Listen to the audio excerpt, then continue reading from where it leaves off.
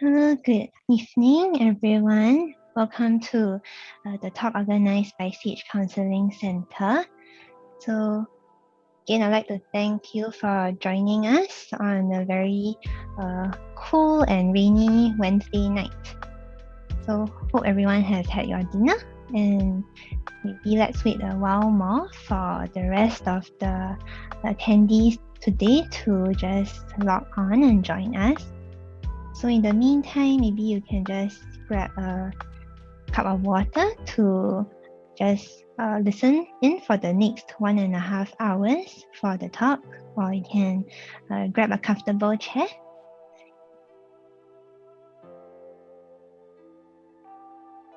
So in the meantime, we also organize regular talks like these. So if you're interested, you can follow us on our Facebook page.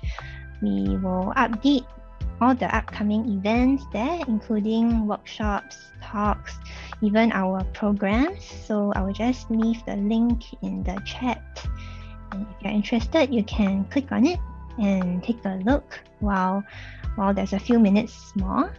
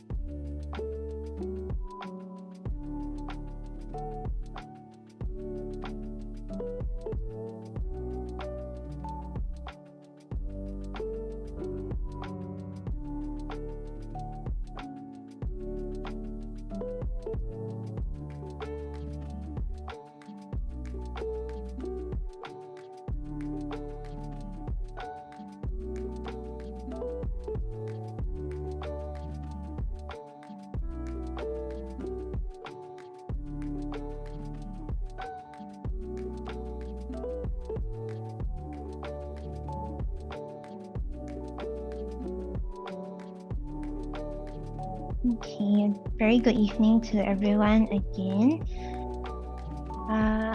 Okay, I just saw that someone wants the website again. Okay, let me just type it again in the chat.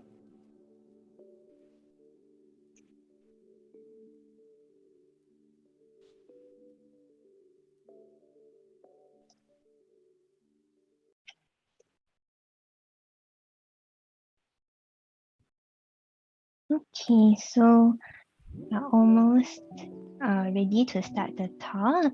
So today's topic, for everyone who just joined us, it is about retirement.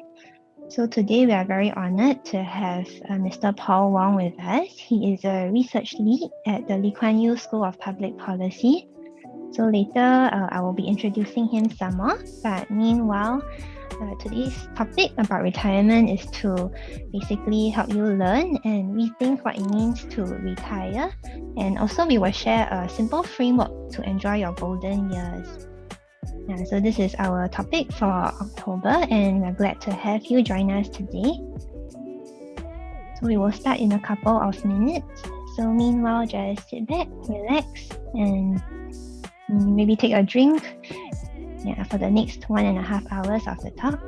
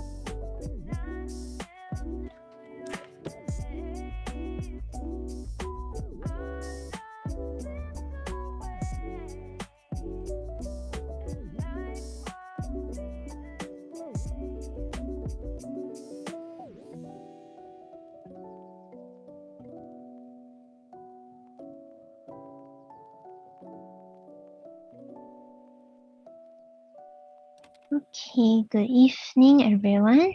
Welcome to the talk by SAGE Counselling Centre. So today's talk is about retirement, and we are very glad to see all of you here today with us. And our speaker for today, as you can see on the screen, it is Mr. Paul Wong, and he's a research lead at the Lee Kuan Yew School of Public Policy. And the time now is 8 o'clock, so without further ado, let me just start. Okay, so before we get into the talk, I would just like to introduce a bit of SAGE Counselling Centre's services and programs to everyone here. So for our services and programs, the first one is our core program. It is a counselling service, sorry, not a program, a service. And this counselling service is free to Singaporeans and permanent residents, age 50 and above. So if you're interested in counselling, you can contact us. Our details can be found at the bottom of the slide. So counselling, we do individual counselling. It can be face-to-face, it can be over the phone, and we also have group work. So as you can see on this slide here, we have the expressive therapeutic activity. So for that, it is an art-based therapy. So what we would do is we invite the participants to express their inner emotions and thoughts through art activities. So each session is conducted by our counselors, and there are in total 4 sessions. So if you're interested in joining this activity, you can also email or call us, and I will leave our email in the chat box for everyone.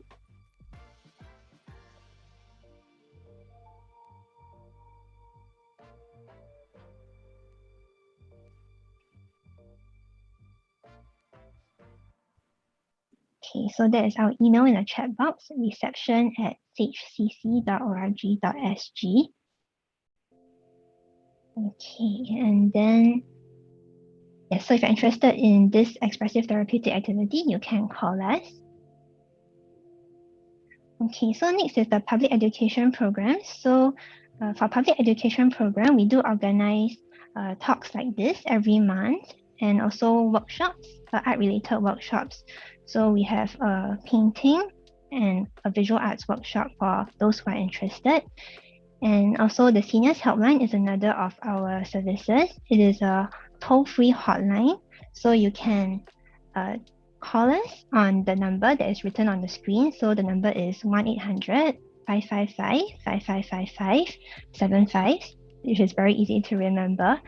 And for the Seniors Helpline, you can use it to seek information. So we have volunteers who are manning the helpline. They will be able to answer questions with regards to news and initiatives. For example, if you want to ask about the booster jab, you can call in and ask. Yeah, or if you just need a listening ear or someone to listen to your problems or challenges or any ideas that you have, you can also call in to the Seniors Helpline. And lastly, the volunteer training, it is something that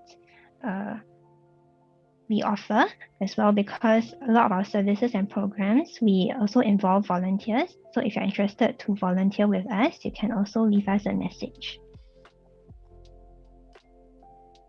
Okay, so the next group of services and programs, these are rather popular. So the first is the home maintenance service. So the home maintenance service is actually where we send our handyman, our volunteer handyman, to homes of seniors who are on financial assistance. So these handymen, they will be able to do basic plumbing, electricity works. So if you're interested, or if you know of anyone who might need the help, you can also message us. And also the next on our list is the expressive therapeutic art. So this one is also a program that I will talk a bit more about later. And then for Reminiscence Walk and Music Ambassador programs, these are also programs that are on hold currently due to COVID-19. But as you can see from the photo, for Reminiscence Walk, we would bring the seniors out to different places of heritage. So for example, Chinatown, Little India, Kampong Glam. And for music ambassador program, we would actually let the seniors learn a musical instrument like the ukulele, and then they would give public performances. Yeah.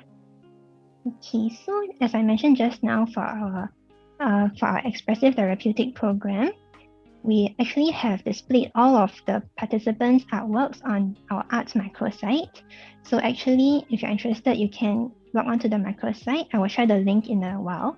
So all of the artworks are displayed there, and if you are interested to purchase any to support us, you can also purchase the artworks. So as you can see, like a lot of our talented seniors, they have actually been painting very beautiful pieces, like the ones you see on the screen, the koi, and also the flower fields and the mountain. So let me just leave the link in the chat now.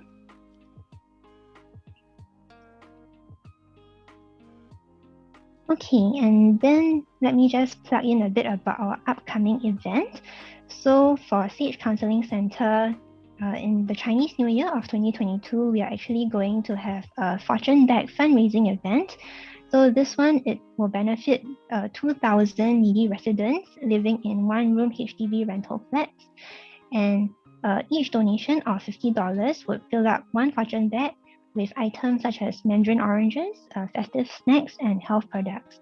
So of course, any amount of donation is welcome, but with every $50, we will be able to bless a Fortune bag to the needy resident. So if you're interested to donate or to find out more information, I will also place the link in the chat box.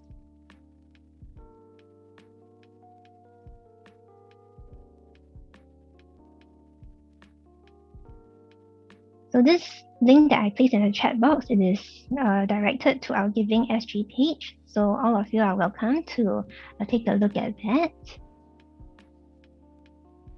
Okay, then now let's move on to a bit of the administrative matters for this talk. So for this talk, please note that photos and videos of you may be taken for publicity, training, and marketing purposes. And some gentle reminders. So one of it is that the audio and video functions have been disabled for the talk, and we would like to request that everyone please do not record this talk, whether in sound, video, or photography. And while the speaker is sharing, we will also invite everyone to leave questions for the speaker. You can do so by typing in the chat box or the Q&A box that you can see on your screen. Yeah, so at the end of the sharing, we will be able to ask the speaker these questions. Okay. Before we introduce the speaker, there is a small little icebreaker activity for everyone to just warm up a bit and to participate in. So I will run a short poll of 2 questions, and this is just for us to get to know each other a little bit better. Okay, so let me launch it. Okay, on the screen now, you should be able to see 2 questions. So one of it is this your first time attending a talk by SAGE Counselling Centre? And the second is, are you currently employed? Since this is a talk about retirement, we would like to just find out among the audience who is working, who is not, or who has already retired. So if we could take about 1 minute or so just to respond to the questions, then we will be able to share the results with the speaker, and also this will help him in his talk later.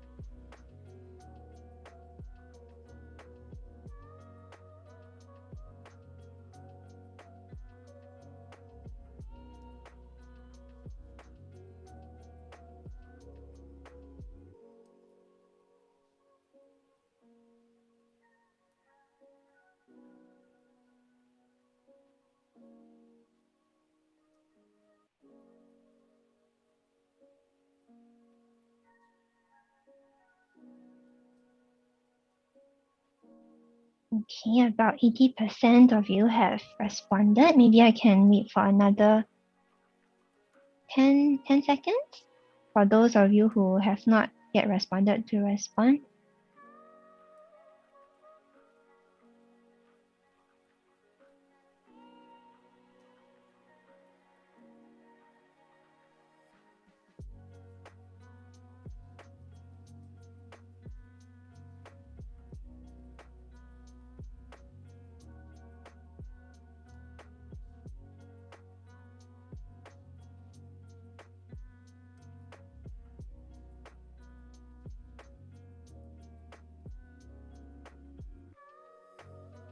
Okay, I think I will close the poll now as most of us have responded. Okay, so let's take a look at the results. So it looks like there is quite an equal number of participants attending this talk for the first time, as well as those who are not attending this talk, our talks for the first time. So slightly more of people are attending the talk for the first time. So welcome to you.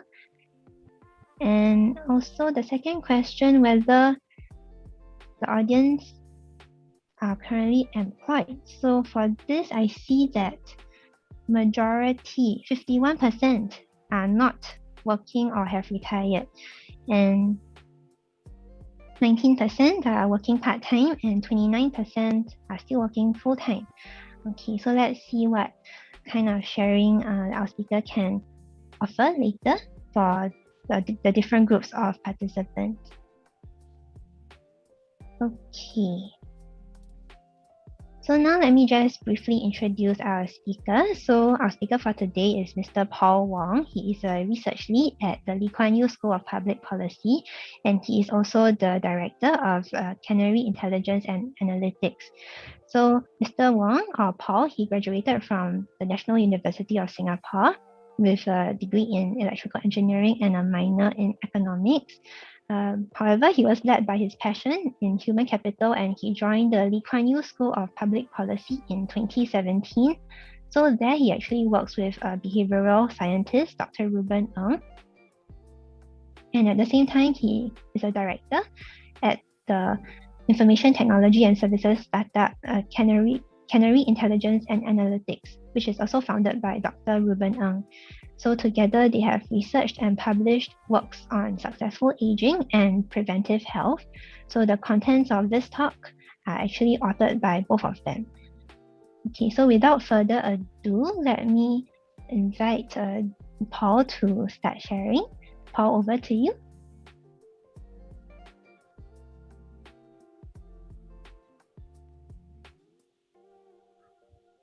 Hi, Miretta. Can you hear me? Can everybody hear me? Okay. That's great. Okay, let me, could you just enable sharing or screen for me again? I can't seem to. Oh, okay. Yeah. Okay, then. That's great. Okay. Now everybody can see my screen, right? Can. Yeah. Okay, fantastic. All right. Okay, so today's topic is about a retirement. But Dr. Ruben's supposed to be here today as well. He wanted to give the introduction also and to maybe address some of your questions because he's the expert, right? Yeah, but I think he has some tech disruptions on his side and he can't seem to join us at this moment. Hopefully he can come in later when he resolve his issue lah. All right. So as what Miretta has mentioned, I work with Dr. Ruben a lot, and he's the main guy, right? Yeah, doing all this research in the forefront and stuff like that. And he's essentially a behavioral scientist, a very young one at that, right? He's still below 40, and our work really revolves around successful aging, preventive health, psychometrics, the skills gap, industry 4.0, and as well as culture, right? So a lot of our work has been revolving around this thing about retirement, aging, ageism for the last few years, and we see a lot of patterns. And he actually invented this new field of research called psychomics, which I'll share about more later, lah. Right. So my interest focus is really on human capital. And that's why I joined him. I want to see how we can maximize our human capital. How do we contribute more in life, whether we are young, as starting a career, or are we, in our later years, we still want to find fulfilling work. How can we do so, etc. And Miretta also mentioned something about Canary, right? So Canary is actually a consultancy firm that Dr. Ruben Ng set up. And we use that vehicle to also consult for organizations wanting to do more in the human capital field in terms of behavioral insights, analytics, and policy innovation. Right, so that's about me. Without further ado, I'll just go on to the presentation. I've got quite a few slides, so I'll cover them as fast as I can so we can leave more for Q&A. Okay. So so this is going to be covered today. So we're going to talk about retirement and essentially aging today, and the realities of ageism in our workplace. In what we see in Singapore, and what's the impact to us, and is it at the end of the day, what for us, what can we do about this as individuals, as society, as government? What can we do, right? So these are the essential areas which I'll cover. But before that, let me just go through. Retirement studies around the world revolve around a lot of stuff, right? So we have things like finances, resources. We have things about health, you know, uh, areas on psychology, society and culture, personal choice, right? So these are the areas that influence retirement decisions.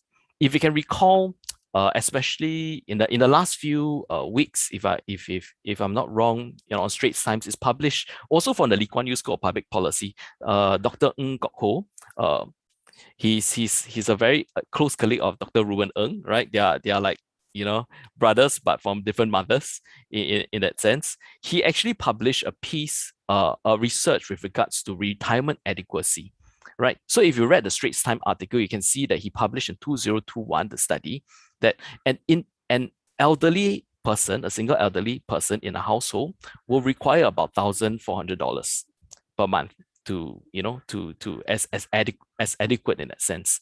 2019, that was a figure, so it's about 1,003, etc. Right. So there are studies like that out there, right? But what we are focusing today, I will be focusing today, is more on the psychological and more on the society and culture aspects of retirement. Okay, so we always refer to this the fathers of successful aging. The foremost founders of researchers for successful aging. Two individuals called Rowe and Kahn. So they say that successful aging has essentially three aspects, right? The physical, psychological, and the social. So these are the areas which we need to pay attention to as we age, as we think about retirement, right? So there's so much retirement studies, and then we are doing all this about research about aging, about retirement, right? So the inside joke that we always have, in our team is that, the studies about old age is really the new age stuff these days. It's something that we are very excited about because there's so much more older people around, I would say. All right. Good or bad, I think it's really up to us to interpret, and it's for us to make a choice to see it as positive or negative, right? So I just want to cite a disclaimer here. Any error made in terms of representing all this research, the error is mine. The research is fantastic. If you need to ask any questions with regards to these research, you can go back. I just go front. This is Dr. Ruben's email address. I can send it over to you later or pass it on to Maretta. We can drop us a message on that, and we can clarify any of the findings. Okay. So I will talk about, this is the first of 4 parts: retirement today and aging today. Yeah, we're very excited to share our findings. The reason is because we do so much research, but then it doesn't get out there, it doesn't get implemented, it doesn't impact people's lives. Then it's a bit of waste. That's why for talks like this, we are very excited to come in, and we are very thankful for people like you all, the close to 100 of you who are in this room today to listen to what we have to share. Right. So what is Singapore today? What's Singapore's context? Right. Singapore is actually going to be a super aged society. But what is a super aged society? Well, the definition really is, we count people who are age 65 and above exceeding 20% of the population, right? And for Singapore, that is going to be around 2025 to 2030. So we will be a super aged society around this time frame. Right. So the concern here is that, you can see the numbers all, it's like growing very rapidly, right? The concern is really the steep curve that is, that we see, right? You can see that it's getting sharper and sharper as we go up, because we are living longer lives, and longer lives is a good thing, right? So, but longer lives will have all the other implications about, having to care for ourselves, whether it's we have adequate finances, etc. Right. So whether we can support ourselves really depends on society as a whole. right? So something that we look at very closely is this old age support ratio, right? You can see in 1970s, for every single person who is 65 and above, there's about 13, 14 of us who can support that one person. As we go along the years, because of our low birth rate, it has been shrinking. 1990s is 10. Then 2010 is about 7.4. And we project out to 2030, where it's around where we'll be a super aged society. Every one single elderly or old person can only be supported by 2.4 people. We are around in my stats, my memory serves me right, we are around 4.9, just below 5. So we are already progressing there. It's something that we need to pay attention to because it adds a lot of stress on society. I think we also can feel it, right? Your children, myself, even I feel that sometimes I'm in the sandwich generation, and I also worry for my children, who have to support me in future, right? So this is something that we need to pay attention to. Then, but we talk about the three areas, right, of retirement that we need to pay attention to: the physical, the psychological, and the social, right? So this is the physical component. How do we really measure whether you're able or not, physically able or not, right? So researchers always look at this: activities of daily living. But not only researchers, but also governments, policymakers, even insurers, right? So if you go and look at your ElderShield policy or the newer CareShield policies, they look at these activities of daily living to decide whether they will pay you, your insurance payout, etc. And there are 6 activities here, which I've listed. Very easy to remember. All right. So you just imagine that, you begin your day, you already cover all 6 of this already. All right. The first hour of your waking up, you already do this. So the first thing you do is that you transfer out of bed, right? And then you go to the toilet and you do toileting. Some people like to do washing first, but I do my toileting first. After you do the toileting, then I'll wash my face, I'll wash up, etc. Then I'll put on my new set of clothes. I'll move out into, the kitchen, and then I'll make myself breakfast and I'll feed myself, right? So all these 6 things, it is very likely that you'll do within the first hour of your day. Okay, so if you cannot do this, then, some of these, then they will say that you are partially disabled, whether it's temporary or permanently, you are partially disabled, and they'll measure that's an indicator of disability. So if you cannot do any one of this, right? If you cannot do your toileting by yourself, you cannot move by yourself, right? So one ADL, one activity of daily living you can't do, essentially you need somebody to watch you already. That means to always look whether you're okay or not, etc. Right? If you cannot do 3, let's say transferring, moving, and then dressing, right? Then it is essentially you need somebody to help you in all these things, right? This is like the benchmark where, insurance usually pay out, or when, somebody says, the government say that you are sort of disabled in that sense, right? If you have 5 or more, then it is very likely you are institutionalized in, let's say, a home, or you need to be in a nursing care, etc. Right? So these are the activities of daily living that we pay attention to. And we can see that, there's a rising prevalence of disability, and we project it to increase across the years. So there's this survey that we did, this study that we did. We have really a lot of respondents, 15,000 respondents from the first and largest study called the Retirement and Health Study. Right, so we have 15,000 respondents aged 45 to 85, and we need really trained, extensive, very extensively trained interviewers who knows all the various dialects and language to go and interview, all these people, because we are essentially polling and asking the older generation in that sense, right? And in this study, what we found is that you see in 2020, right? So you essentially about 60,000 of us, all right, really, with at least one ADL, right, that we can't do. That means essentially you need somebody to watch over us in that sense, right? Then, of course, the institutionalized, those that likely need to be in a home, it's about 1/3 of that. If you project it over, over 40 years, right, it is really around 5 times, right? You see, 5 times, 2020 to 2026, about 5 times. So you just wonder, why the government is building so many hospitals, community hospitals, etc. Is because we are trying to anticipate for that. Okay. And here we see that I'm going to talk about this very obvious stuff, right? The older you get, it is very likely that you have disability, lah, right? You can see the numbers increasing, right? As as you grow older, and also you are more likely to get the more severe ones as well. You see, if you go across, in that sense, right? So you compare across the 2010 and 2014, right? We also find that there are instances here that the likelihood actually drops. I would say the incidence actually drop. So it is something that we are hopeful for, because disability, we hope that even if it's not reversible, it can be preventable lah. So maybe in 2020 another study has been launched. Hopefully these numbers are lower. 2030 this will be lower. The main thing is that we want to shrink these numbers.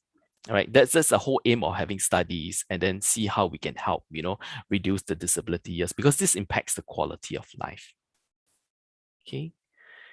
And as I mentioned just now, Singapore is very anticipatory, right? We always plan for the future. In 2013, really, that's a good 8 years ago, Singapore already, the government has really said that we will have more hospitals and polyclinics, right? That is like 8 years ago, planning for 2030, right? So when they say that, recently when they say that they're going to have a polyclinic in Serangoon, I'm very happy, because it's just walking distance for me. I'm like very excited, because I have to go to Ang Mo Kio now, which I have to take a bus. So if I'm an elderly next time, I don't want, whether I can take a bus, there's a big question mark, right? So somewhere near is a lot more convenient for me. But long-term care, about, all this, medical stuff, it's not only about hospitals. There's a whole lot of other stuff that fits our quality of life, our care, what caters for us in that sense. And we have to see how we can, stay more on the left side of this graph, I would say, where there's a better quality of life and a lower cost of care. Because if you are, this is the whole spectrum of care that we will receive as we age, as we progress in life. There are some times where we need to see the hospital, sometimes we need assisted living, sometimes we go to and fro, back and forth in that sense, as we care for ourselves, etc. Right? But hopefully we can stay a lot more on the left-hand side. And I think today, if you have noticed in the newspaper, Queenstown, Minister Desmond mentioned that we're going to launch this pilot project called the Health District in Queenstown, right? So it's a big initiative for to see how we can help our aging citizens to age in place properly. That means you don't need to go to the hospital all as much as we can. How do we age in place at our homes, etc. And hopefully we can increase the quality of life, as I mentioned here. Okay. All right, so that's the physical part that I mentioned. So this one is the social component, which we are very concerned about, right? So you can see that, when we look at this study, right, the numbers, still the RHS study, we can see that a good 30% of seniors actually still live alone or live with their spouse only, right? And there's a lot of research that goes into to state, to reveal that the disabled elderly who live alone, right, tend to require increased need of paid care services, whether it's a maid living in or a nursing help, right, compared to those who live with the children or spouse lah. And also the social isolation is linked to decreased happiness and increased depression, right? So the good thing about doing all this research is that I can do some planning for myself lah, right? So to be honest, right, when I did all these studies and I read about all this, I actually decided to move just next to my parents-in-law, right? Because it's for my benefit, right? Because I know that as we all age, I need to care for them. They need to be around me, and then I know that this intergenerational interaction between my children and my parents-in-law will help make the whole family unit be happier in that sense. So I made that decision. And it's something that we are trying, or the government is trying to encourage as well, to see how we can care for each other. Even if not the family caring directly for the seniors, but maybe the seniors also can co-care for each other. I think that's something that we need to think about. Okay, so this one also states the same thing, but it's more in absolute numbers. You can see the figures jumping up by 3-4 times across the years, right? So you can see that 2020, right? We can see living alone and living with spouse only. It jumps up by about 4 times. It's something that's quite scary, like in that sense, right? Okay, so this is the background with regards to aging in our society today, retire alone, etc. Right. So what about what's the realities of it, right? I think ageism is something that we need to really address, because in a paper that's published by Duke NUS Medical School, they have already mentioned that interaction with society, respect, independence, identity, people wanting and employment just to be active, right? The seniors, these are the things that the seniors want, right? But the thing is that sometimes it's not there for them because there's this thing called ageism, and it's very real in our today's society. I'm sharing this to you. I'm not sure whether you watched this video before by TAFEP, right? TAFEP is the Tripartite Alliance for Fair and Progressive Employment Practices, right? So they had this video, very, very nice and moving video where, they have this older man and a younger chap, in the workplace, and they seem to be in competition with each other. And the story is very moving in such a sense that, to show that, ageism seems quite real. But the thing is that there are ways that we can blend them together where we can still coexist in that sense, right? Because ability is ageless, especially in the knowledge economy today. We are not like in the 1900s where the industrial revolution, everything needs to be like, we need to work at machines or this kind of thing. So the physical component of work has actually dropped by a lot. A lot is due to brain power now, right? We use a lot of our brains, we exercise a lot of judgment, etc. It's really the knowledge economy. So, but we never drop our notion of retirement, right? And, we now we have a lot of work moments. We are thinking about retirement. Does it need to be 62, 65? Is a number a good thing to have or not? Because it's all a social construct, right? It's something that somebody created in the past and it persisted till now. But if you're in a knowledge economy and you can still be productive, why do we need to hang on to that number, right? Somebody can work till 80, right? But still have the very powerful cognition in the mind to exercise good judgment. Why can't we have that person still working in the workforce? Because it contributes to the economy, right? So ageism is very real, all right? And forced retirement, sometimes if you see it, some people will interpret it as a form of ageism, right?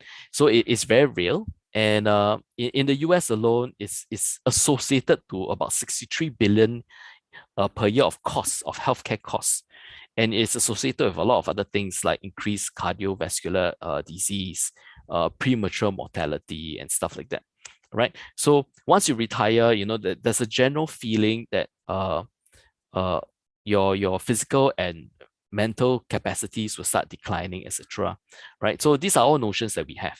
But is that true? Is something that we need to address ourselves, lah. Okay.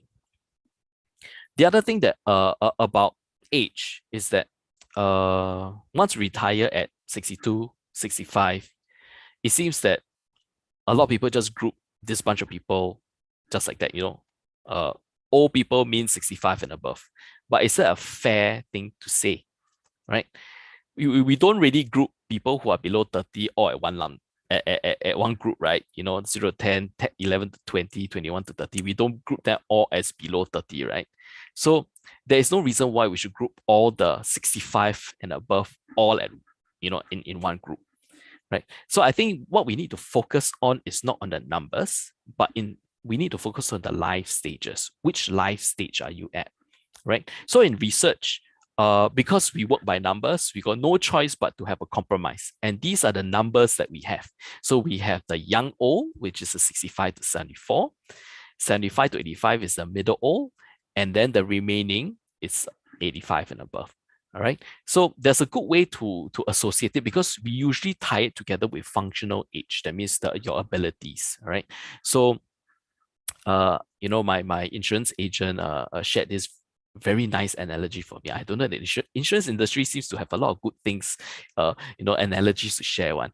So they say that once you retire, you are the go-go stage, right? You retire already, you can do anything that you want. You're not bounded by your boss anymore. You can go and spend your money and you have the ability to do so. This is the go-go age. You go and achieve the stuff that you cannot achieve when you're working, right? You're tied down by work.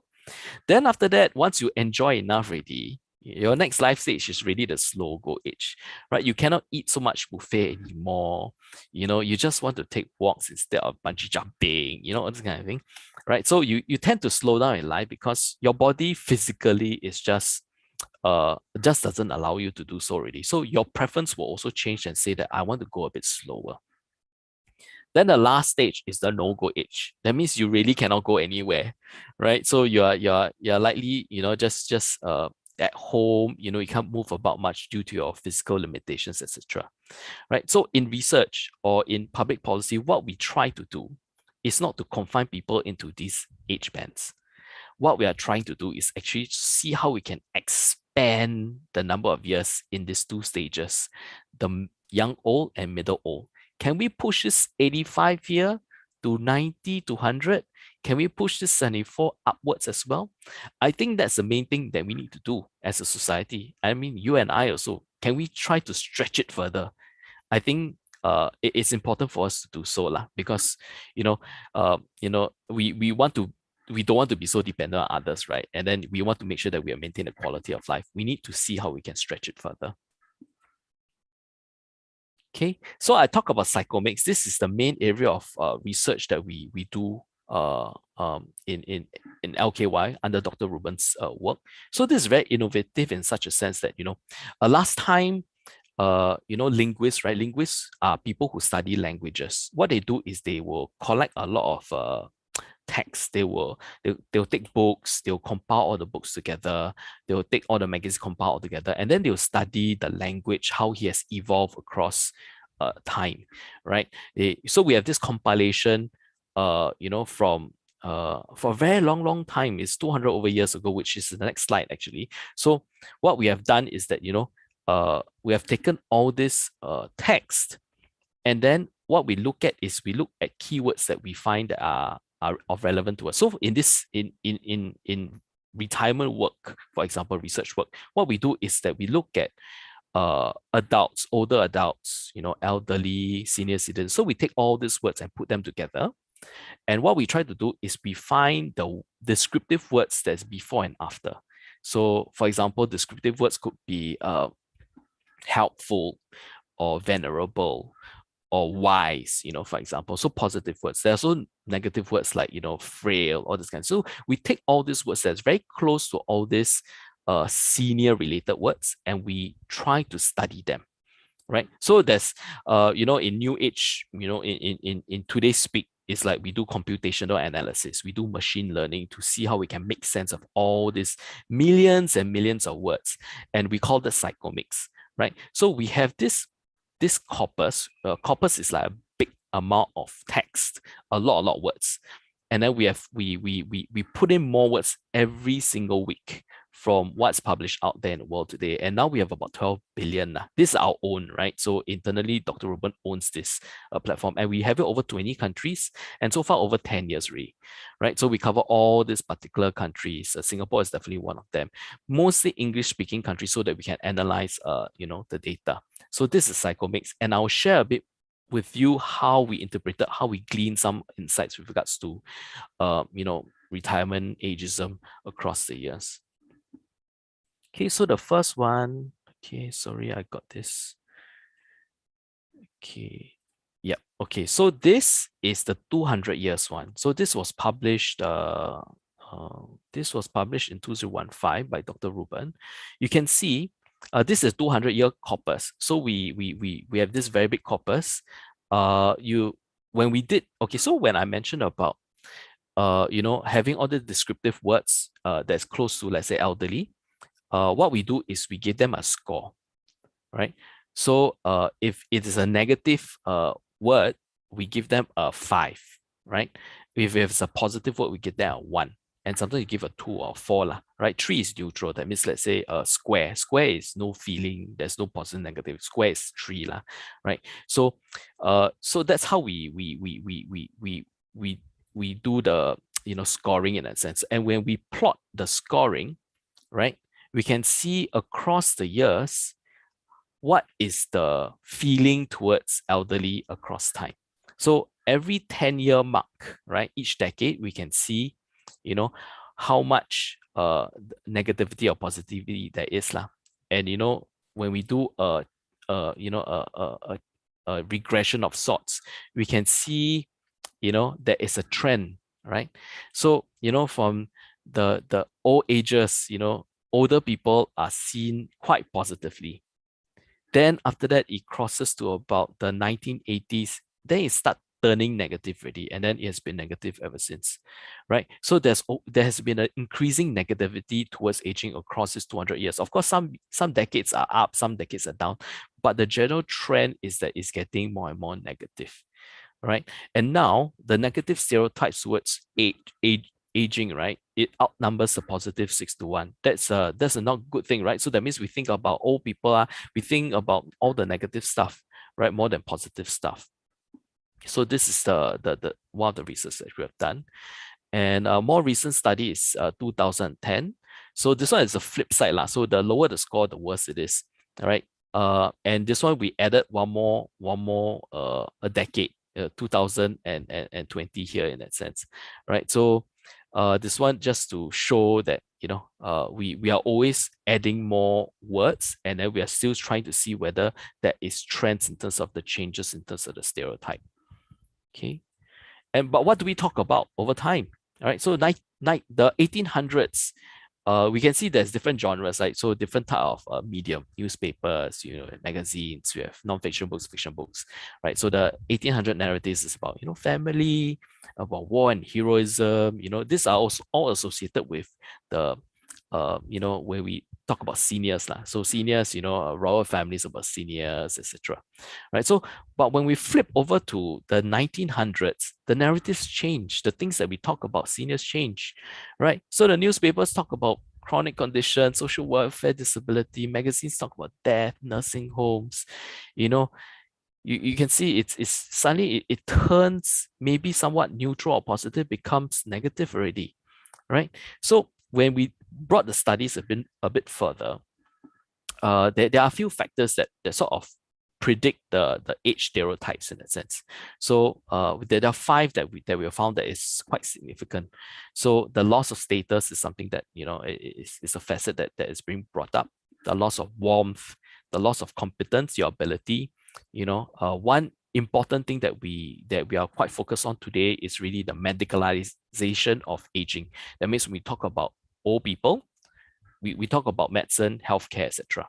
Right. The last one is whether people are being socially ostracized. Right. So these are the main things that really predict the stereotypes that we have of the older generation. Okay, then closer to home, closer to today, what about the pandemic, COVID-19? Do you think it's a cause the stereotypes to be worse or cause the stereotypes to be better? I think your gut feel will tell you so, lah. I just pull out some pictures here, all newspapers, right? COVID-19 vaccination, why seniors are holding back, etc. Not to eat at dining hawker centers. all this, we have a lot of news articles talking about seniors, why are they not doing this, or, why are they having comments like this. But actually, yeah, if you think about it, if you replace seniors with normal working adults, I think it is also the same across all the newspaper articles, right? Except that seniors, in reality, statistically, are more prone to be affected by the virus lah, in that sense, right? So all these articles really have good intentions. They really want to protect all these senior citizens from going out, etc.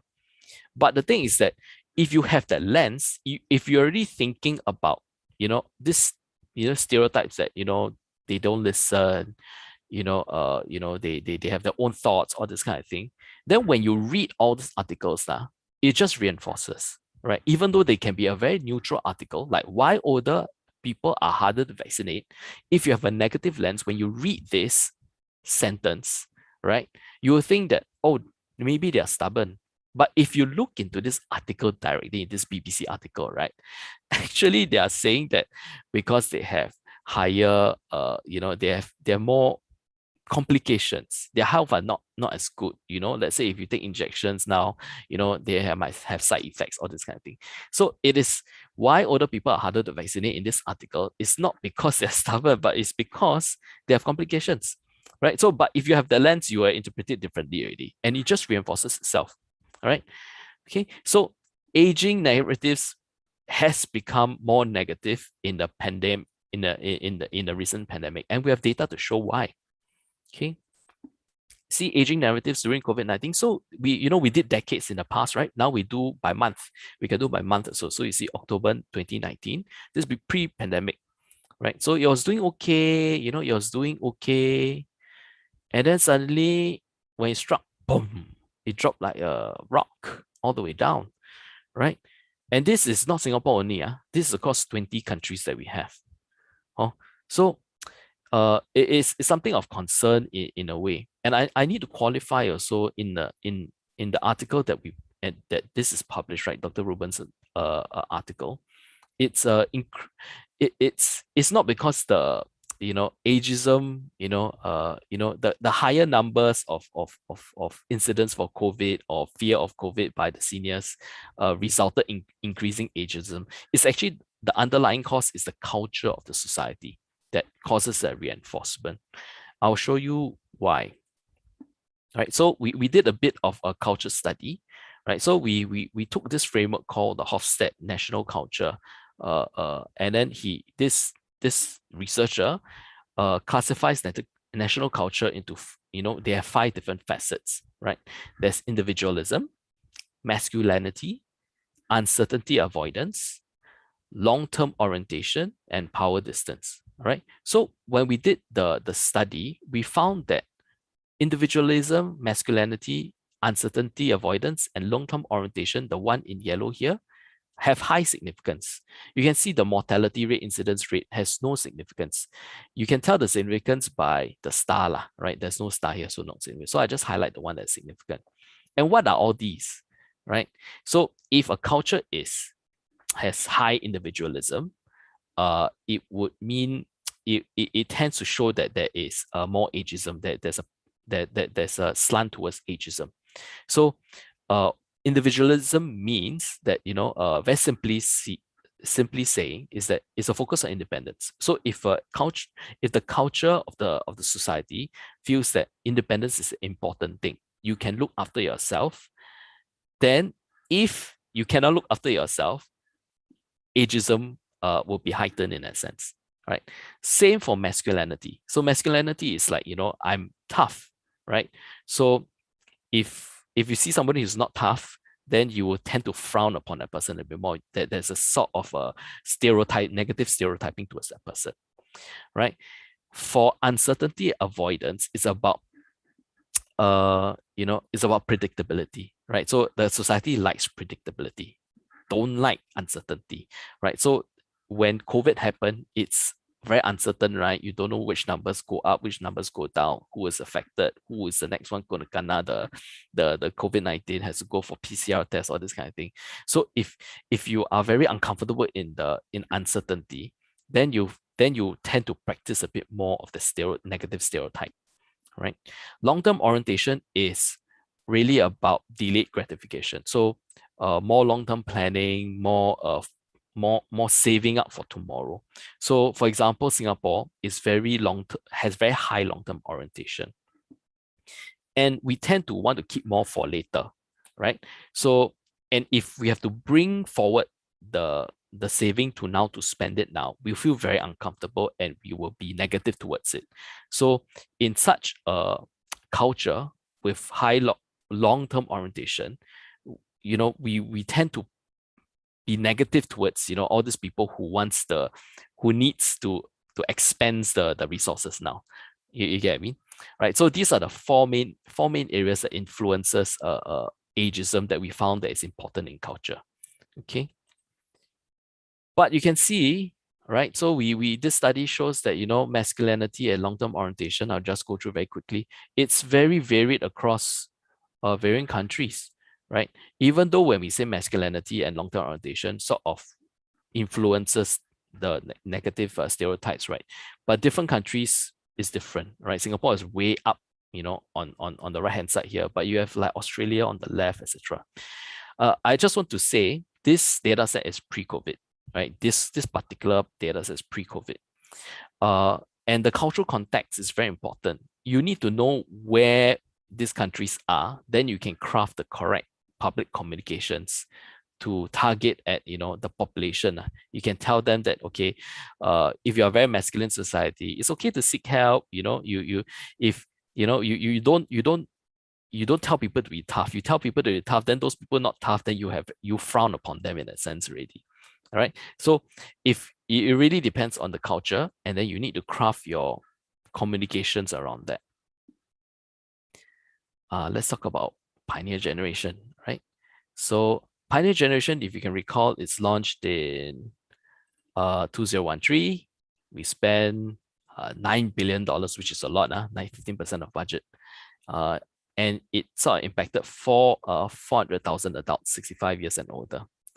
And it's a good thing, right? We're catering for our Pioneer Generation who built up Singapore. They have done so much, right? And I think all of us feel that yes, they have already done a lot.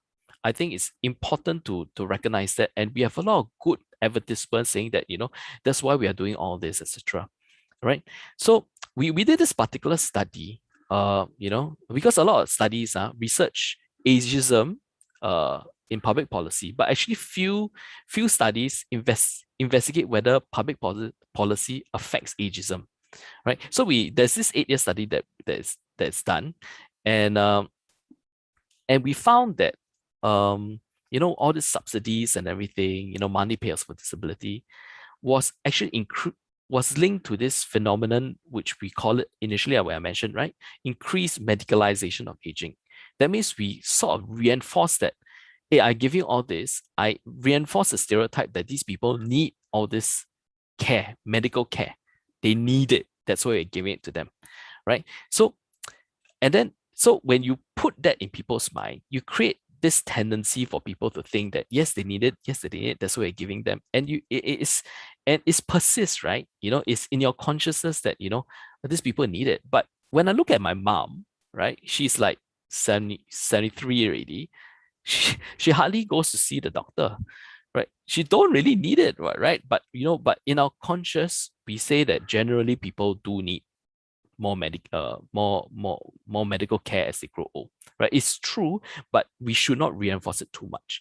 And we do it so well that even the older adults also believe in themselves, right? So I think it's okay if we look at facts, but if it's a stereotype that just reinforces the negativity towards our impression towards this older generation, I think it's something that we need to be concerned about, right? So we need to balance it, I would say, right? So even though it is okay, they need all this care, that's if they want to use it, if they really do need it, it's available for them. It's not that they need to have it, right? it's an option for them to have it. I think that's the thing that we need to say. The other thing is that we need to also include positive stories of resilience, right? All these people who need it, but they have these options, but they don't take it up because they are living very well, that they're still coping greatly, etc. Right. So I think this policy is a good and a very well-intentioned policy, but I think we need to think deeper whether we foster greater negative stereotypes towards our older population, right? So, akin to this study, there's this study from the Duke NUS research as well on aging that talks about social support too. All right. So, where we say, social support, you think it's a good thing? I think it's a good thing, right? But this study sort of shared that too much social support is not a good thing, right? The reason is because, let's say, if you it's like your child, right? You pamper too much, you give too much care, etc. They become very reliant on you, and when that happens, then they don't know how to be independent, right? So I think social support is great, policies like that is great. Make it available, but don't force it onto others and say that you need it, that's why I give it to you, right? It's just available, right? So, if you don't use it, that's even better. I think that's the thing that we need to think about. Okay. The third part, the impact of ageism. Very quickly. Okay, so these are the top descriptors of elders. All right. So you can see if you are described by all this, I think you won't be happy lah. Right. So many are physical and partly behavioral descriptors. Okay.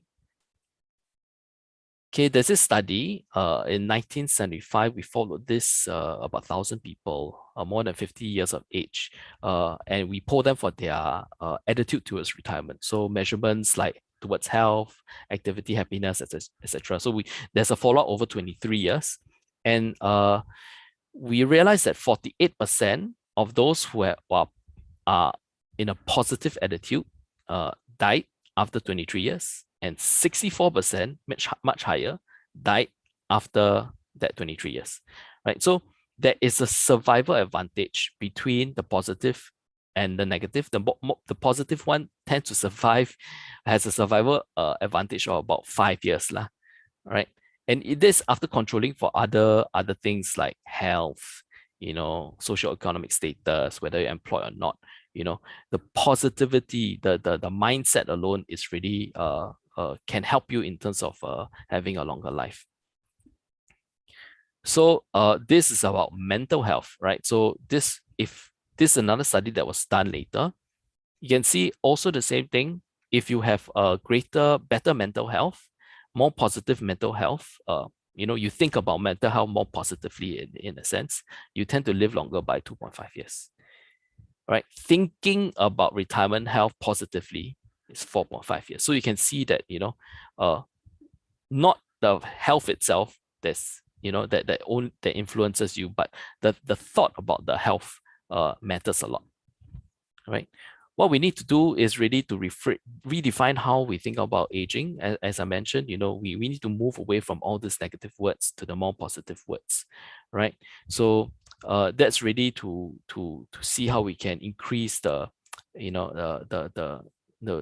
mitigate the negative stereotypes of our aging population and to increase the positive stereotypes, right? There's this study that we have, right? So this negative graph which I shared with you just now, it's been decreasing across the years, right?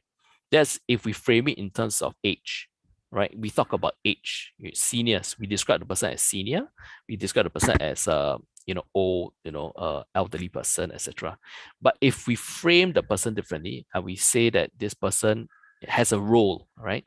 This person is a grandmother, right? And then we look at all the different words that descriptors and see what is their description, we can see it's a lot more positive. So this one is we did by family lah. So grandmother, right? So grandmother, you can see that it's above 3.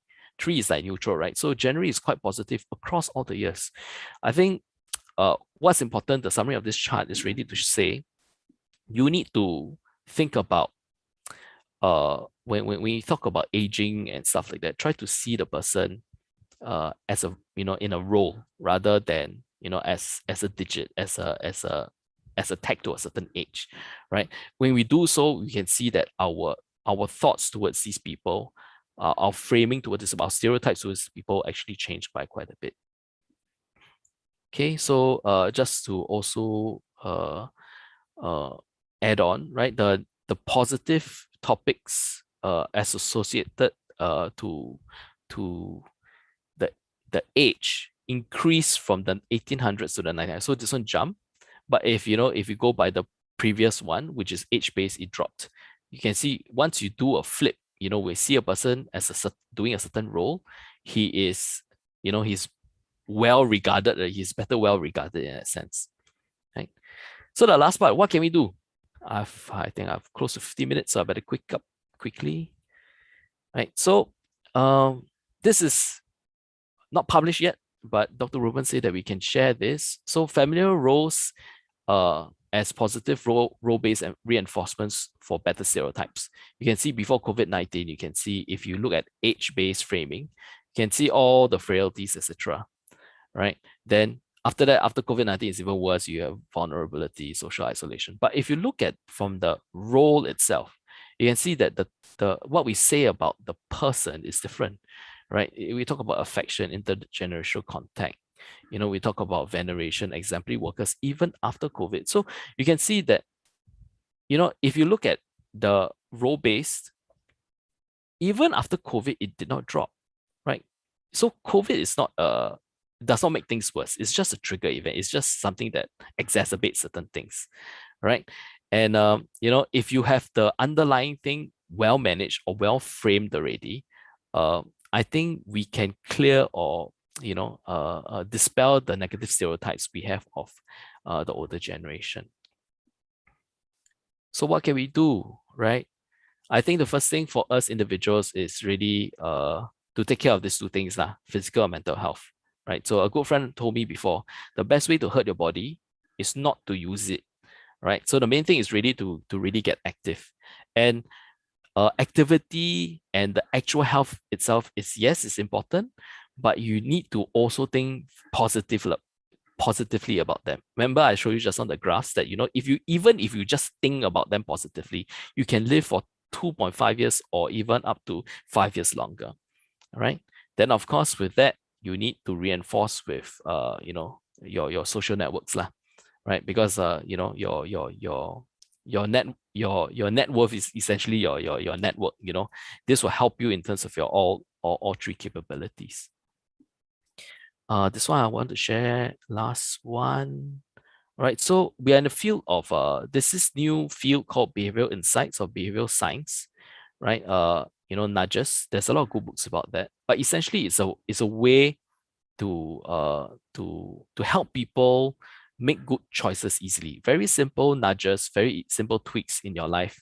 You can get people to behave or make choices that is better for them in the long run, right? It's a new whole field of study, and I want to apply it to, those framework that I mentioned, right? You apply this, your life can change, in that sense, because once you set this in place, I think you can have a better retirement or better aging in your later years, right? The first thing, D, I think you need to define what is your role in your later years. What does aging or retirement mean to you, right?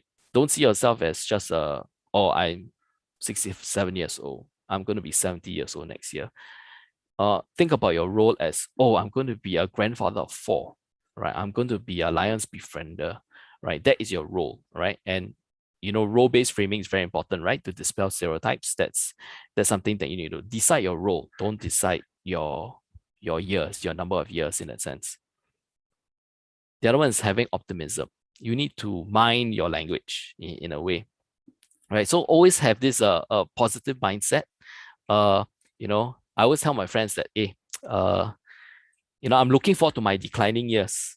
The reason is because when I grow old, right, I can start declining all the things that I don't want to do. Right? I can decline all the appointments I can decline all the negative people I don't want to see in a sense. So I'm looking forward to my declining years, right? So the language that you use, right? So the person that you are destined to become is the person that you decide to be. So you need to frame it properly.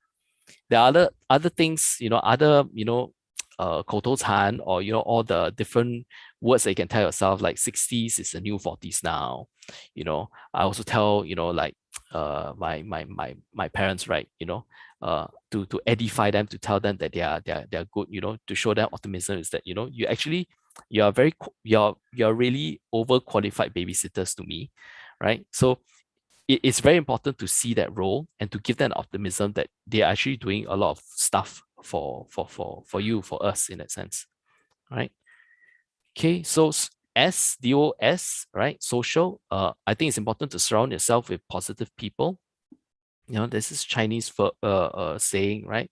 近朱者赤，近墨者黑, right? So I think you need to be very close to people who are always reinforcing your optimism, to always tell you that what you're doing, as in your role, is important in that sense. These are the people who will help you in terms of your aging years, that they will help you stretch your go years and the slow go years even further.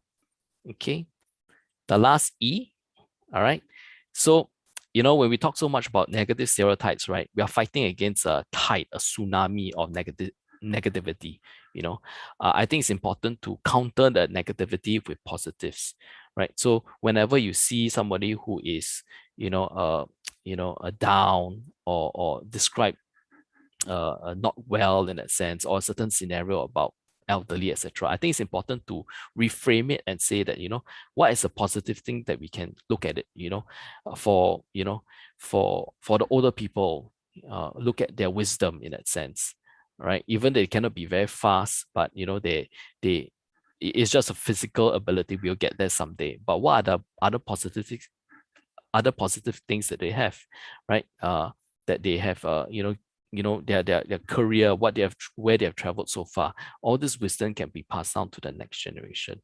So DOSE. Once you define yourself well, you have that optimism. You surround yourself with good people, and then you keep elevating, the ones around you and yourself. I think with this nudge in place, I don't think the stereotypes will bring you down. You can stretch your go years and slow go years very, very far out already. Okay, so before I end, I just want to give you these takeaways, right? So this is the summary of what I've shared so far. By 2030, Singapore will definitely be a super aged society. Right, I shared about this psychomics as a new field of study, using linguistics. You can see a lot of trends from there, how people describe, stereotypes, the narratives across society, right? And these stereotypes and narratives around aging itself, right, has been increasingly negative over time, right, even till now, and exacerbated by events like COVID-19, even well-intentioned policies, right, for the benefit of others, if not taught properly, not thought about properly from the communications perspective, can actually worsen things like ageism. And the reality is, ageism impacts longevity and the quality of life, right? We have seen the data that it has shown to us. But that's not the end all be all, right? We can always fight against ageism by applying those. We can reframe aging, and we can change our attitude so that we can retire better and age better. Right. So I conclude here. I'll pass over to maybe I'll give you one more slide first, right, Miranda, if that's okay. Sure, no problem. Okay, so we are doing this very big survey on social attitudes across various stuff. Things like how do I say? Things like digital banking, which is a very more increasing trend, right? And national defense, etc. So we're actually looking for 2,000 respondents, and actually we need people like you to take up in that sense, because we want to sample also a good variety of respondents. The duration is about 45 minutes, and we have this lucky draw lah. So if you can help us do this, it'll be great. So I will put the link in the chat later when I pass back to Miretta. But if you want, you can scan this a QR code, and you can save it for later. You don't have to do it today or or anything, and if you can help us pass this around, it will help us greatly in our next few research work that we do. Okay, thanks, Marita. Back to you. Okay, thank you, Paul, for that very insightful talk. I really learned a lot and also helps me to frame my mind for retirement in the future. Yeah. Okay, Paul, if you can actually okay, maybe I can leave the screen up for maybe a 30 more seconds, then I will take over the sharing. Yeah. Okay, meanwhile, we are welcoming questions for the Q&A segment coming up next. So if anyone has any questions, please feel free to leave them in the chat box or the Q&A box. Yeah, then Paul will be able to help answer all the questions. Okay. Paul, maybe I can share my screen now, then you can stop sharing yours. Sure. Yeah. I'll just put the link in the chat. Okay.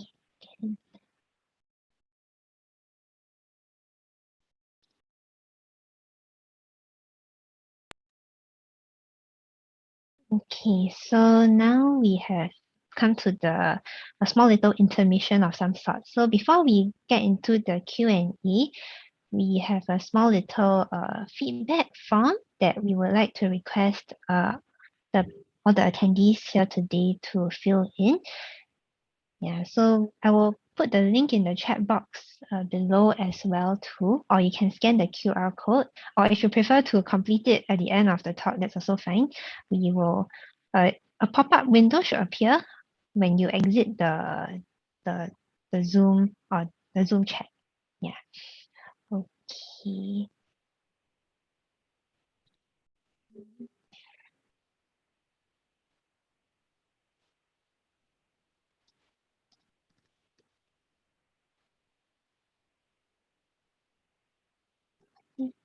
Okay.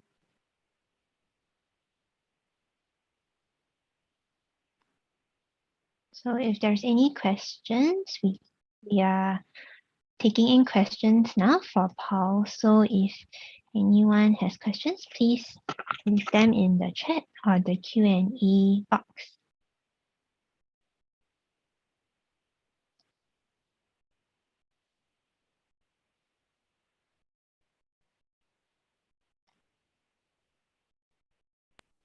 Yeah, I see a question by Cheryl, right? Yes.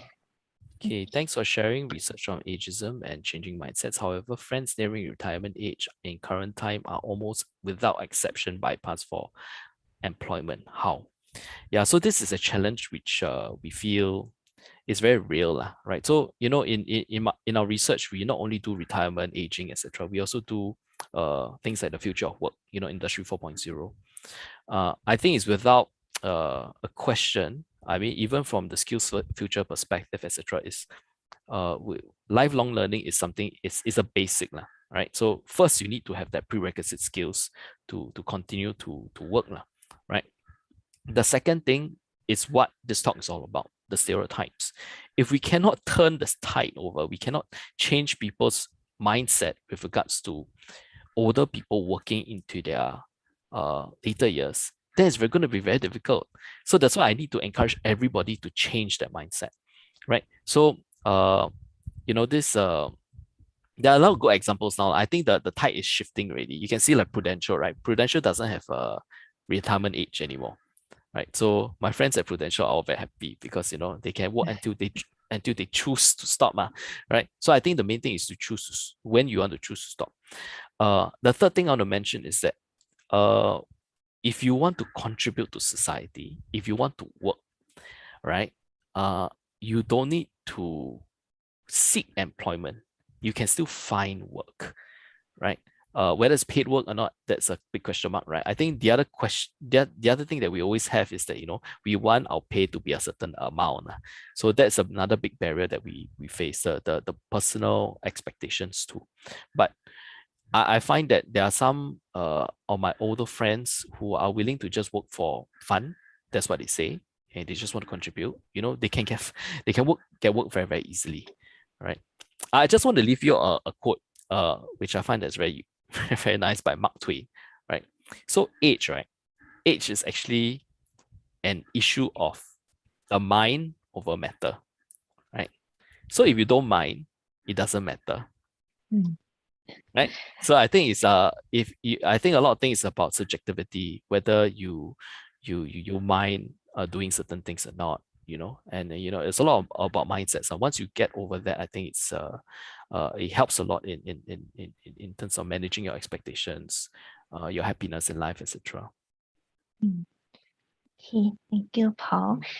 Okay, I see a few more questions coming in. So maybe I can answer one from the Q&A box. So Rona, she's asking, just now you mentioned a phrase about get body moving. And then she wanted to listen to it again, I think, because it's encouraging. Yeah. Okay, let me see. Let me pull it out. Okay. All right. Okay, so that's what my friend told me. All right. The best way to hurt your body is not to use it. I think that's the one, right? The best way to hurt your body is not to use it, right? So I think as you know, in general life, lah, right? If you don't have any resistance, the body cannot grow. You need to give it some resistance, right? You need to give it some pressure. You know, the nice enough of pressure will help you grow. Don't stress yourself too much. Just make sure that you they say exercise lah. Exercise a bit is to get your body stressed up a little bit so that you can build the muscle, right? Mm. Yeah. Okay. Okay. Okay, thank you. Okay, another question is, okay, this one has no identifiable name, but okay. So he or she is asking, besides home care, residential care, and acute care, will community care be considered uh, something to support aging in place? Mm, I think I mentioned just now, I think it's all a spectrum, right? So we are very, very open to a lot of innovative ways of how to provide care, right? So and I think a very good sustainable way is to see how we can age in place. I think that's a primary thing. Where what form of care uh that's we have to see how it's sustainable in a sense. So community, if I read carefully about what you mean by community care, it's like, you know, maybe a retirement village where old folks can take care of each other, then why not, you see? Right. So I think projects like the Health District project in Queenstown, it's really to explore that kind of possibilities. And I think you know, NUHS, you know, the whole the you know, HDB, you know, the governing bodies that is running that initiative is very open to engage the community to find out what is good, or what's palatable, what's desired by the residents, right? So even one of the things they said that, you know, maybe can we have a cafe, you know, have a cafe that's run by the elderly for the elderly, right? So there are also some things like, you know, hey, can we also maybe put a laundromat, to wash clothes there also, so that people, when they are washing clothes, they can hang around and talk to each other, you know, the kind of thing. So we have all these ideas that are coming up, but we just need to test it and we need to get feedback. Okay. Okay, okay, thank you. Okay, so Eleanor, she has another question. She's Okay. asking, what is your wish list for Singapore to make the country age-friendly and less ageist? What's my wish list lah? Mm, I think we need to have a lot more intergenerational interactions. I think that's the primary thing that I wish for in a sense lah. But you know, but there's a lot of tensions, right? Like even I also find it very, I struggle with myself. Like, you know, we are also busy, you know, we got mm, time to go and mix around with, you know, the older generation and the younger generation. Even my kids also sometimes I don't talk to very often really in that sense. So but that's my wish list. If we have got more capacity to have these interactions, right? To know, to understand each other better. I think that'll be lovely, because I think that will solve a lot of problems, right? Because everything stems from understanding and appreciating each other. Yeah. mm. Okay, thank you. Okay, Thomas. Thomas has a question.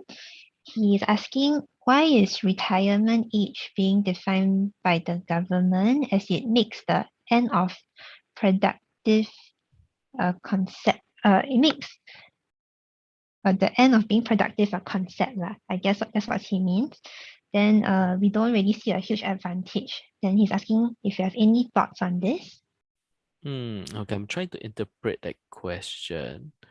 Why is retirement age defined by government? I think it's just historical, right? So, and you can't just change retirement just like because the whole society has a certain image of retirement. There's a huge proportion of our population that feels that there needs to be a retirement age, right? And there's a growing segment that says that there shouldn't be a retirement age, right? So the government cannot just flip the switch, right?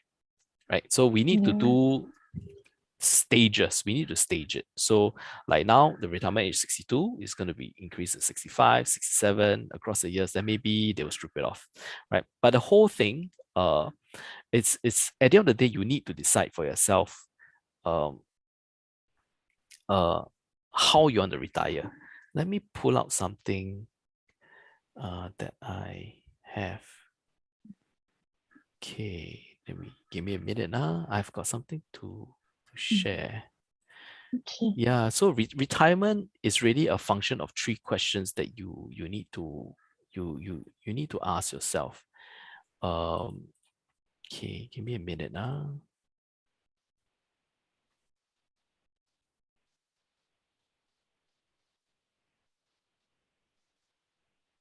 Can't seem to find it. Okay, so three questions you need to ask yourself with regards to retirement, right? So it's stepwise lah, right? The first question you need to ask is whether can I afford to retire, right? Second question is okay. First question is regards to resources lah. Can I afford to retire? Right. So I mean, it can be whether your kids support you, etc. Can I afford to, in that sense? The second question is about, do I need to retire? All right. So it's about health, right? The third question is actually the most important. Do I want to retire? Right. So the first two questions, right? Can I afford? Do I need to retire? Is usually quite circumstantial, right? And you can plan for it. You can talk to a financial advisor. The financial advisor tell you, hey, you can afford lah, no worries, etc. Right? Do I need to retire? Then you have to self-check.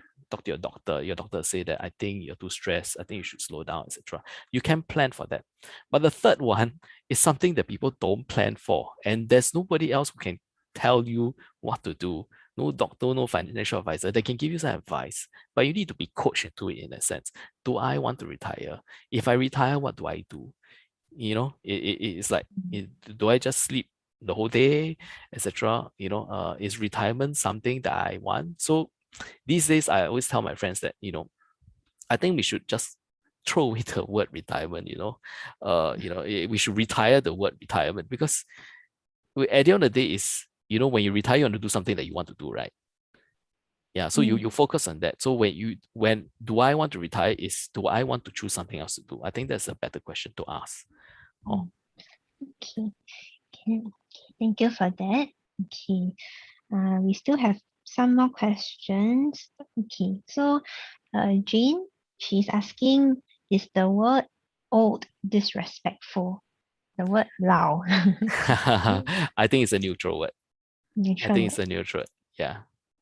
So it's not, I mean, some people see old as a wise thing. They associate wise.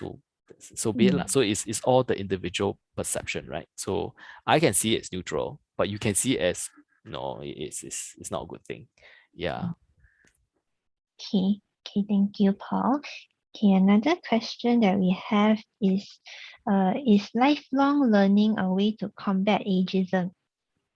Okay. Actually, Marita, I can see the Q&A, so I'll just Okay. answer that. You if we overrun, you just stop me, okay? Okay. Okay, so lifelong learning away. Yes, correct. I think it shows the ability to learn, flexibility, etc. It's one way to combat ageism. Yeah, so I do encourage it because it's a good way to occupy time, give you more optimism, etc. So I think it's so meaningful. Okay. Let me see what else. Okay, should we have an ageism awareness every month to celebrate being old and spread?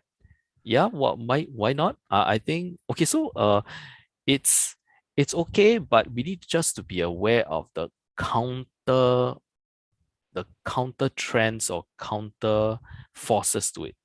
So, when we talk about all the ageism stuff, right? Ageism, racism, Singapore, we try to maintain racial harmony. So we have also racism. I mean, it's there lah, right? It's just that, how do we cope with it? How do we accept it into our lives? And how do we uh try to be more harmonious? There's also sexism, right? So there's all sorts of zism around that. It's just ageism is just one area. But the Mm, thing is, let's say if you push so much to it, then people will think that, yeah, this people is just one group of people trying to do funny things. So we need to be uh, cautious about this. I think it's okay to create that awareness month. And I think it needs to be more persistent, not just one time, then fizzle out, right? It needs to be consistent, right? Across the time, so the narratives can change. Like people will think that it's okay, to have an older colleague. I can in doing a certain job. So in the survey questions we have, we the surveilling that I sent you, we have questions like that to also test this, right? So questions like, if I ask you things like, if is a good chef typically older or younger person? So I ask your opinion about this. Is a mm, good carpenter an older person or a younger person? So I ask you about this. So different people have different answers, right? But we want to get a feel of your social attitudes. That will help us understand better how we can combat ageism in different occupations, I would say, and things like that. So yeah, do help us do that survey, because I think it will be very exciting to see your responses. Yeah. mm. Okay. Okay. Okay, actually, in the chat, there is one question from Steve. Uh, Okay. this one, he is just asking in general, how may he or other people who have attended the talk today volunteer to help out in your research apart from participating in the survey? Okay, so participating in the survey is a start. It's a great start, actually. So if you are looking at other types of participation, um, I think the Queenstown Health District is a good way to start, because they're looking for volunteers of sorts, or or maybe your grassroots in that sense, right? So I think these are the areas that need a lot more help in terms of how to impact your community in the local area, I would say lah, right? Mm. Okay, let me see. Okay, do we have any more? Let me scroll through. Okay, Thomas. Yeah, he was sharing his thoughts about the retirement age as well. He said that if retirement age is not enforced, older workers Mm, can continue to work, and which can solve social, mental, financial, and health uh, predicaments. So isn't it better to let the individual to decide? Thus, yes. ageism won't be much issue if older workers feel productive and engage with community. Yes, I think a lot of organizations, the HR, I work with a lot of HR in different organizations, right? So Mm, it's true. We try to give that option to that individual to decide. So that's why retirement age, as we stretch along, we now is a phased approach, right? mm, You decide to stay on a bit longer, but of course your benefits is reduced, and things like that, lah, right? So you have to weigh that whether it's worth continuing to work or not, in that sense. Yeah, so there is still a choice for you to retire. It's just that, do you want to retire in that condition, or do you want to look for something else that can benefit you a little bit more? So you decide around what is being offered to you lah. Yeah. mm. Okay. Okay, can so I think we don't have other questions for now. We have completed addressing all of the questions so far. Yeah, so okay. Then in that case, last call for questions. Is there any more? If not, I will go on to just recap a bit about what I mentioned in the opening slides.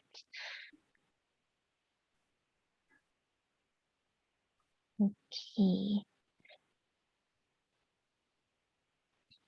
Okay, in that case, once again, SAGE Counselling Centre would like to thank Paul and also Dr. Ruben Ng uh, for giving the talk and also for preparing all the content, consolidating all the research over the past years and sharing them with the audience today. Okay, so from the screen, as you can see on the screen now, so just to recap about what I shared earlier on before the sharing is that we have an upcoming event. So the upcoming event is about a fortune bet, and we are raising funds to bring care and cheer to 2,000 needy residents living in a one-room HDB rental flat. So you can go on to our Giving SG link if you'd like to find out more and also make a donation. Any amount is welcome, but $50 would fill up a fortune bag that we can give to the needy residents. Okay, the next one is our arts microsite. So that microsite has all the artworks by our talented seniors on it. So if you're interested to browse or purchase a painting to support us, you're welcome to do so as well. And our two services are also available for anyone who may need it. So first is the counseling, which is free for Singaporean citizens and permanent residents. And also the seniors helpline, which I mentioned just now, is a toll-free hotline. So no cost, and anyone who needs a listening ear or who would like to find out more information about senior related services or initiatives or news can also call in and speak to the volunteers who are manning this helpline. Yeah.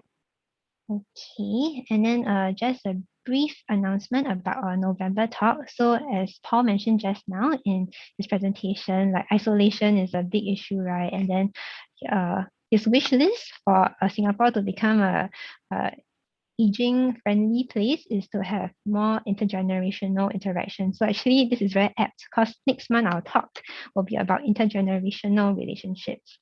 Yeah, and this will be delivered in Mandarin and it will be conducted by Professor Tang from NUS as well. So I will leave the link in the chat box, and if you're interested, you can register. Yeah, okay. So just to chime in here, Marietta. So we know Prof. Tang very well. Yeah. So Ling Ling is a close colleague of ours, and she's heavily involved in the health district.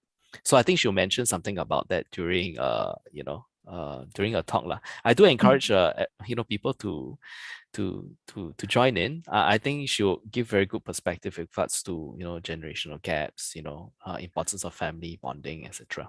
Yeah. So okay. Okay, so as recommended by Paul, please register if you're interested. But this one will be in Mandarin, so if you are able to understand Mandarin, please join in. Yeah, okay.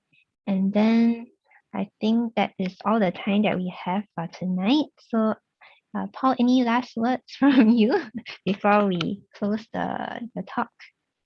No, maybe okay. So Marietta will be sending out an email with the survey link. So I just want to shout out again to help us do it. And if you need to reach out to me, I think she will also pass my email contact. So just feel free to just text me, drop me an email if you have any further questions. Okay. Okay. And thank you for your time tonight, and thank you everyone for joining us. So we hope to receive your feedback as well as your participation in Paul's survey, as well as to see you in our talk next month. So hope everyone has a good night and goodbye. Thank you. Thank you. Good night. Thank you, everyone.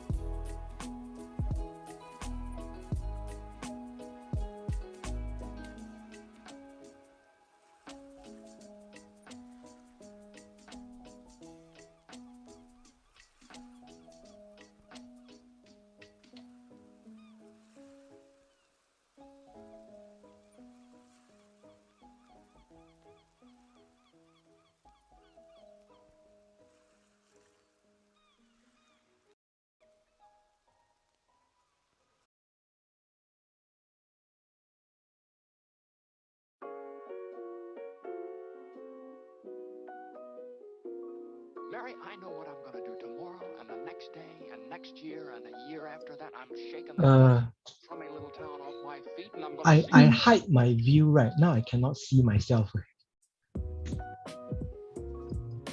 Again, you cannot see yourself. Yeah, I press the hide hide self view, right? And now it's gone already. I can see you. I can Yeah. see your video, your window. But I can't see myself. I don't know how to.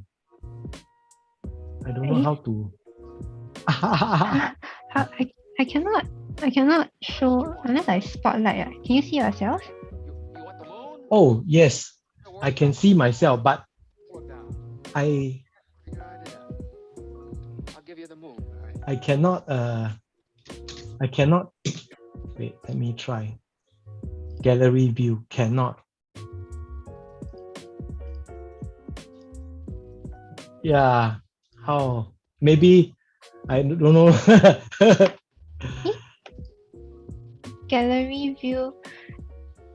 Cannot. Okay, you see, I click on the three button, right? Oh, I can see already. Show self view. I click on your. Okay, come out already. Okay. Okay, can see.